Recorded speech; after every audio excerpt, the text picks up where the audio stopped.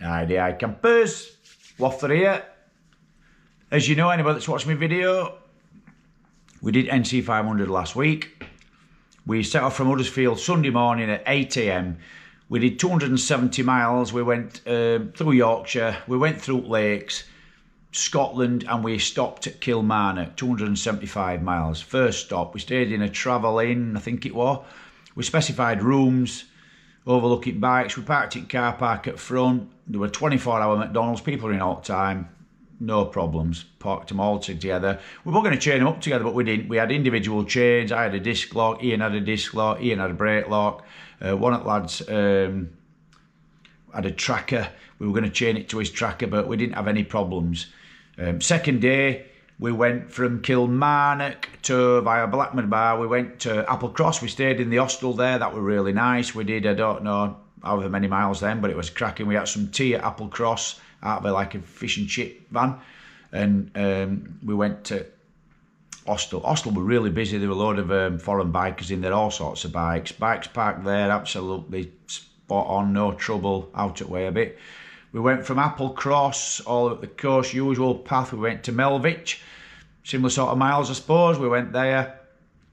Again, we stayed then in a Airbnb. The lady lived next door. I think her grandparents left it. It was like a detached building, parking outside. She'd left some square bits of wood for us to put stands on, which were really kind.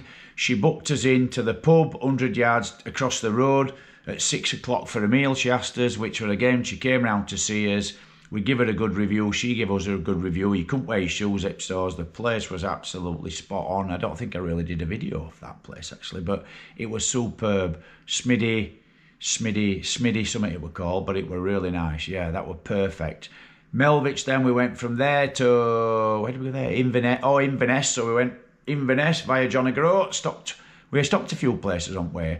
And had a look at some stuff. We'd obviously stopped at a beach as well, which is probably on my videos.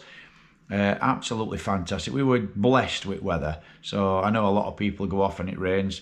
We had a little bit of rain at some point, but not till we had to stop once to put us waterproofs on. But then from Inverness, we went to Jedburgh, just outside Jedburgh, and then Jedburgh, it were only 4.5 hours home. We came back through Harrogate and we came home. We got home on the Friday about 12:30 I got home. So we set off Sunday morning, Sunday night, Monday night, Tuesday night, Wednesday night, Thursday night, 5 nights, 6 days. So absolutely brilliant. We did 1,432 miles. We filled up 9 times. And to be fair, bikes were all pretty much similar. The Tiger 800 Sports probably got a smaller tank, but it were good on economy. Two Tiger 900 Pros, my V-Strom 800 RE, 20 litre tank. So we filled up, and the money we put in were all pretty much similar. Total were £248 for me personally to share with my mate Daz. We shared hotels. So it worked out over, some were dearer, some were cheaper. So for the 5 nights cost us 50 quid each, which were bargain. And 9 fills, £248 for that. I spent a total of £408. It cost me, not including the 248 for the digs, but the £408, that were 9 fill-ups, my lunches, my evening meals, and we had steak one night. We've had evening meals in the pub. We've had 3. So what were it now? Sunday. But it's Kilmarnock. Kilmarnock. Obviously, we had a Subway then. But Applecross, we had like fish and chips in it were a meal. And then after that, the rest of the nights we had proper evening meals. Could just be where we stayed near pubs. We had proper evening meals. So £408 for me 9 fuel stops. All my drinks and my foods, my drinks as in my cold drinks and my coffees, where we stopped for lunch and everything. Considering some of these places are probably a little bit dearer because they're like touristy, aren't they? So I think all in all, 408 for that and 248 for the digs. I thought that was pretty good for a NC500 trip. So I'm going to show you now quickly what I took with me. Now, when I packed it all up in that bag, which you've probably seen, you probably think, blooming heck, you ain't got no with him. Now, when I've laid it all out, you think, Jesus, it looks like he's got loads of stuff there. Blooming heck, he's got like, right, huggins and stuff. So let's start here. Got my eye helmet. I took my dark visor off actually. Need to clean that because I thought weather might be rubbish. I've got my cloth, my electronics. I've got my Garmin Zumo. Ian, I didn't really lead, so I had it on for speed limits. It just shows you what speed because you lose a bit of track. I've got my Cardo. Magic Shine, obviously because I do a lot of mountain biking. This is actually my night riding battery, but it doubles up as a bank if you want it. You can put that in, which is quite good. All I took were a plug and one cable to charge anything up. Now obviously that's plugged into the battery, didn't need charging. Mikado, I charged Mikado on a night, that's all I charged, and my phone. Now I've got a USB on my bike right next to the screen, so if need be I could have plugged anything in to charge. So I charged my GoPro once and I charged my phone once I think. So but that's all I took with me. I didn't take no fancy nothing with me. Gloves, I've got my gloves here. Let's have a look. My gloves, I've got my summer gloves, which are my leather gloves, which I wear all the time. I took these, which are windproof and waterproof, which is my mountain bike gloves, really comfy. Now what I did was, I bought these sealskin mittens. They were in sale and I bought them because I thought weather's always bad at Scotland, innit? So a reason why I bought them, but I never used them. And I put them on once just for laugh, and they all said I look like a panda, so it did give us a bit of humour for 2 hours. It's a bit tricky riding your bike with mittens, I must admit. Toiletries, well, I've got my this, it was just a shower gel, that, my deodorant, my toothpaste, obviously didn't remember battery. I just brought a normal toothbrush. I've got some Vaseline in case something rubs. I always have my wound spray that's in my mountain bike bag, which does bites and anything. I actually brought my travel towel, but I never used it. Some paracetamols, I thought I'd bring them. I've actually got a little bag here now. This bag, it just squeezes down my screen at my bike, at the back of my sat nav. And if I charged up my GoPro or anything, I put it in here. And USB's here, USB into here, keeps it in there safe. Sunglasses, took my sunglasses with me, took my dark visor off. Reading glasses, they were not mine, they were just a cheap pair I brought. I got mine on. What I brought is what the lads didn't bring, is I brought both my keys for my bike and my locks. So I brought double keys, double locks, and my chains, which they never thought of. They just brought one, but I'd just seen some guy snap his key once and I thought, well, you know, he might not be able to get it out, but then I've got my key, it's a long way. Bought that. Bit of tape. My tools are not here because they're back in my tools. I brought my Beats with me actually, so which they didn't bring, but I brought these because I don't go to bed early. Obviously fit in there, and I thought if I watch my videos back rather than wake my mate up because we're in the same room, I can listen to that, so that worked out good. I was the only one that brought a backpack. It's a mountain bike one again, it's not very big, but I brought it just to put a few stuff in because I didn't have a lockable top box, so if we went wandering off, I just had my valuables in here. One thing I should have bought, which I didn't buy a bike cover. They and three bought a bike cover. I should have bought a bike cover because I don't have one at home because it's in garage, and I brought my tarp to cover it up because theirs were covered up, so I brought my tarp, but a bike cover would have been a good idea. I had my Enduro windproof gilet, and I've got a merino wool jumper. They were in case it got a bit cooler. I bought this Lomo bag which doubles up as a rucksack, so I thought I might use that at some point. I didn't use it as a rucksack on this trip. Clothes in here, 5 or 6 socks, 5 or 6 undies, 5 t-shirts. I kept all my toiletries in there, my charging stuff, my earphones, anything for hotel, they were just in there. Now what I did with this bag is my actual original Lomo bag here, which is this one, which you'll see on my bike. It has got a massive big mouth, and obviously it does look a big bag, but obviously that one went inside, and by the time you cramp it all down, you've got these clips which fasten to your bike and your frame, takes you know, you can fasten it down into them, and it's dead secure. But that one went inside, and I wrote what I did when I rolled it up. I've got like a wire, which is a chain, which fastened it to the bike in case somebody thought they could get it off quick with a won't better, but nobody went anywhere near bikes, to be fair. So that was my storage. I bought some waterproof pants because it's not supposed to be good weather in Scotland, is it? I bought these from Infinity, some Alversons.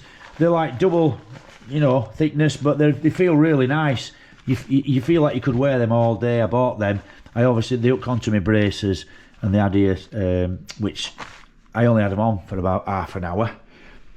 My Frank Thomas cargo pants, they're my go-to, I love them. My protection in, usual, you know, they're quite thick, as you know, but braces for them. They all laughed at this and called me a tit because I used to do some trials riding, and these boots are absolutely fantastic when you walk in your sections. You know, I've always had these, absolute brilliant. I suppose they look like you're on an adventure. I'm not on an adventure bike, but I've got adventure boots, but they're absolutely fantastic. I absolutely swear by them, I love them. So they're my go-to boots. Seal skins, obviously I've got, in case it rains. Boots aren't waterproof. Seal skins, you can wear them. One thing I did buy, which I don't normally have, but I bought them especially for this trip, is I bought these, which are step one, and the compression tights, because I didn't want any cramp, because I thought I've never really done a longer tour, so I've been on for a couple of days and stuff, but I thought, as I'm getting older now, I don't want to be getting any cramp, so I had them on. Worked a treat, but I didn't get any aches and pains or any cramps. Other lads had quite a few aches and pains, but it was mainly the back and stuff, so absolutely for me, you know, they might have worked, they might not have worked, but for me, I bought them, had them on every day, and they sort of whipped sweat away as well when it was red hot, so that worked out well. Me coat, obviously I've got a Triumph coat. I haven't got a Triumph bike anymore, but I'll probably get one again. This is my Gore-Tex. I bought this fantastic coat. This, I bought it, kids give me some money for Christmas, and it's you know what I mean, it is a brilliant coat. It's a 3-layer as well, so it's fantastic. Inside pockets, loads of protection on it, elbows, everything. It's got these superb vents you can unzip down. I had this on beach when weather were boiling. It kept heat off, let me breathe.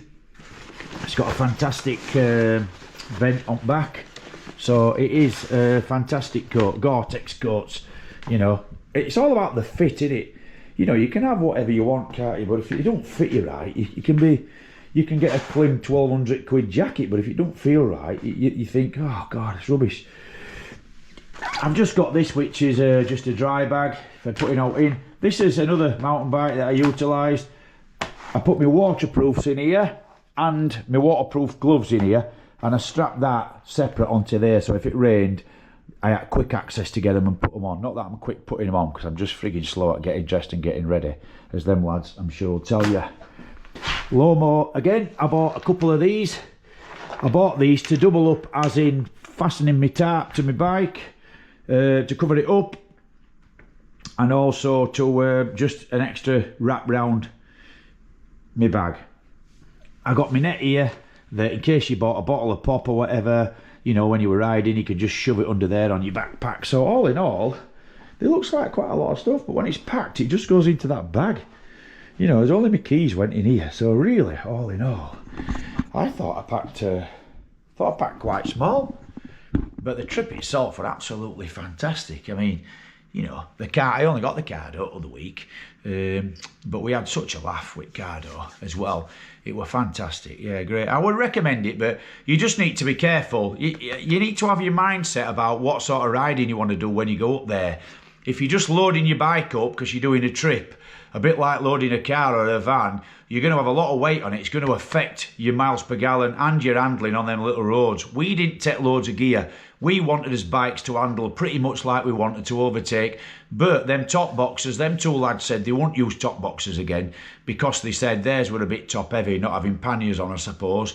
Ian had panniers on, built in, on his Triumph, and he said that was fantastic. So I think the other two lads would go with the panniers, whereas my bag on the top wasn't really, it wasn't stuck up, it was just spread over the weight, and it probably won't loads of weight, so the bag worked okay. But the panniers seem to be the way forward, I think, because you can still filter because they're not stuck out that, but panniers keep it forward. But just remember, if you're doing NC, that the weight will affect your riding. You know, you are going on them long straights, but also you've got a lot of narrow stuff and bumpy stuff, so it does make your bike different. I suppose on these big GSs that's automatic suspension, probably don't matter, does it? It probably just adjusts itself. Obviously mine's just a Suzuki. I did knock it up a couple of notches because it had some weight on, and it handled fine. Once you've got into the swing of it, it's great, but just keep that in mind is where your weight's going to be when you do it. But you don't need loads of gear for NC.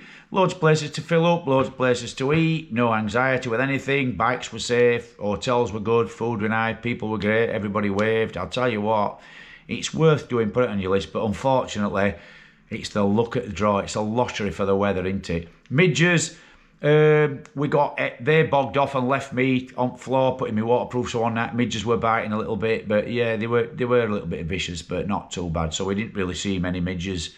But overall, we were lucky. We had an absolutely fantastic time. If you want to watch me videos, they just show a bit of us riding. I don't do loads of videos, long videos or editing. I just did a little bit, a few bits. It was more like going off with my mates, having a good time, which we did. So I hope you might have a look to see what I took here. Managed fine. And then hopefully you won't overload when you go, like some of these other videos you watch. But hotels, 50, if you go with a mate, 50 quid each. I mean, camping probably costs you 15, 20 quid. So, and you haven't got all your gear to... I know everybody likes camping, but hopefully you'll watch this and think, oh, I don't need all that gear. Waffler out. Please watch and subscribe. Thank you. Goodbye.